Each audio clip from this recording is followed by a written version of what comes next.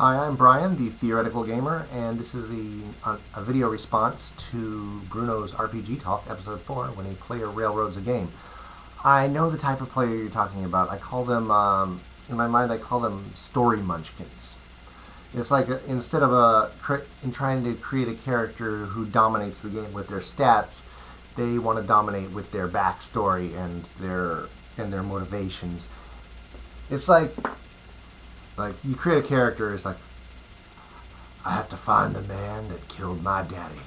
I can't do anything until I find the man who kills my daddy. Hey, do you want to go out for ice cream? I can't.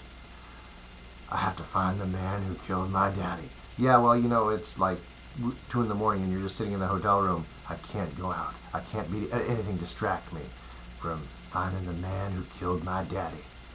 And it's like, okay, we're going on the adventure. I can't. I have to find the man who killed my daddy. And some game masters will make that the first adventure. They want to get that out of the way. So what happens is, okay, the man who kills your daddy shows up. I kill him. Okay, he dies. You want to go on the adventure? Well, my character has nothing to do. He has nothing to motivate him now. Well, you had a dumb character. A Story Munchkins. It's like you either go on his adventure and have the entire... He's basically an attention whore. He wants the attention. He wants every minute of every adventure to revolve around him. And if it doesn't, he'll sit there like a sullen little lump.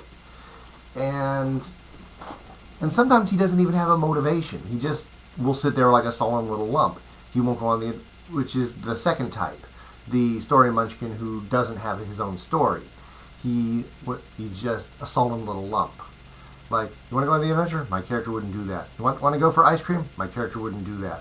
Do you want to, talk to the maid who just asked you a question? My character wouldn't do that. And again, it all comes down to being an attention whore. He wants to be dragged into the game, and the best way, which means if the game master, which means the game master has to focus on him. And it's like, and that's taking it a step further. It's like you're not even focusing on him as a player, as a character. You're focusing on the player. Come on, what can we do to get you to play? I don't know. Think of something. Right? Pay attention to me. Get me to play. Everyone else is already playing. You have to focus on me all the time to get me to play. I imagine that they're the type of people that when they were growing up, their parents just ignored them all the time unless they were acting up.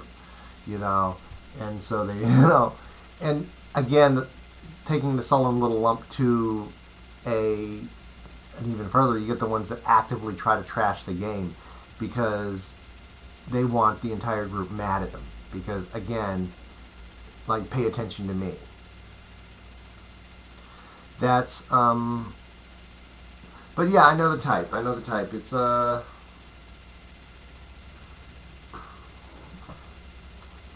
So I don't know how, it's the best way to deal with them is not play with them. They're like, it's like, are you going to play? Or I like your idea of doing what the back to front thinking. It's like, instead of what would my character do, it's, sure, my character probably might do it. Why would he?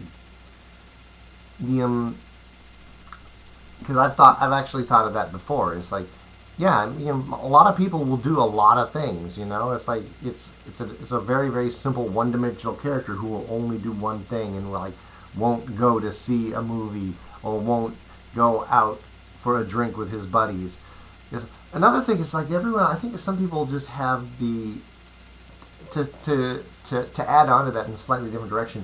You get these people who want to play Wolverine, whether it's a superhero game or not. They want to play I'm a loner. I've always been alone. I stand here alone, in this lonely field alone, and I walk my lonely path alone. And again, that's the person who doesn't, I think on some level they just want attention. They want to continually be drawn into the game. But they know that once they are drawn into the game, people will stop paying attention to them directly. They want the entire adventure to be ground to a halt while everyone figures out a way to make them play. And it's sad and petty, and it's probably overly simplistic. There's probably people who genuinely want to play a loner Wolverine character and just don't know how to do it. And if you actually look at the actual Wolverine character, he made loner noises, but he joined the X-Men. He had he had drinking buddies on the team. He fell in love with Jean Grey. He had a rivalry with Cyclops. He was part of the team. He was, so it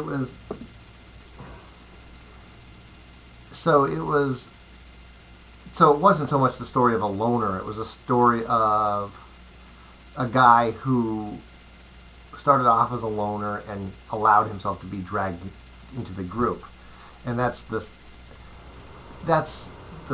point. Allowed himself to be. So yeah, you know what? If you want to play, which is another point.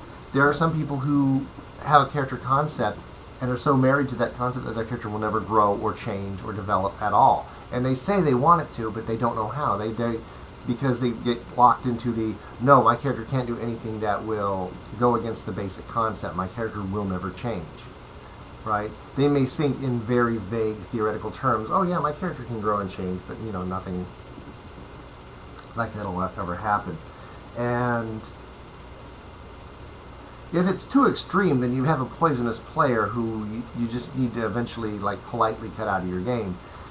And some of them may just not realize what they're doing wrong. Again, it's every case is different and every group is different. But those are just my thoughts. Signing off.